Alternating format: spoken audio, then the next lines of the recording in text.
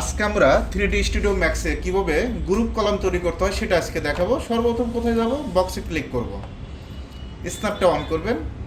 স্ন্যাপটা on করার পর first point, second point, এটার হাইট কত ইঞ্চি হবে, 30 ইঞ্চি। কালারটা যদি চেঞ্জ করতে চাই, চেঞ্জ করতে পারবো না কালার, জাস্ট ক্লিকের কাজ।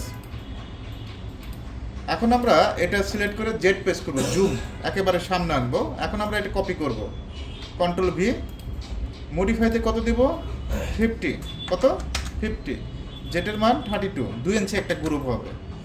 এখন দেখেন এখান থেকে রিয়েলিস্টিক থেকে কি করে দিব, শেডেড করে দিব কালারটা পরিপূর্ণ আনার জন্য। একটা গ্রুপ হয়েছে কিন্তু 2 ইঞ্চির। আবার কপি করবেন, কপি করার পর আমাদের এখান থেকে কত হবে, 36, কত দেব, 36, জেটের মান কত হবে, 84। টোটালি যদি আমরা একটু হিসাব করি, দেখেন 30 আর 50 কত হলো, 80, 80 আর 36 কত, 116, 116, 30, 50, 80, 80 আর 36, 116, এই 2 2 কত হলো, গ্রুপ 4, 120, 10 ফিটের একটা কলাম। এখন আমরা একটা কপি করব, কপি করে এটার হাইট কত ইঞ্চি দিব, 2 ইঞ্চি, কত ইঞ্চি, 2 ইঞ্চি। কালারটা ম্যাজেন্টা কালার দিব, গ্রুপের কালারটা এখান থেকে আমরা 82, 84 এর জায়গায় 82। আবার এটা কপি করব, কপি করে এখান থেকে জেটের মান কত দিব, 30, ক্লিয়ার।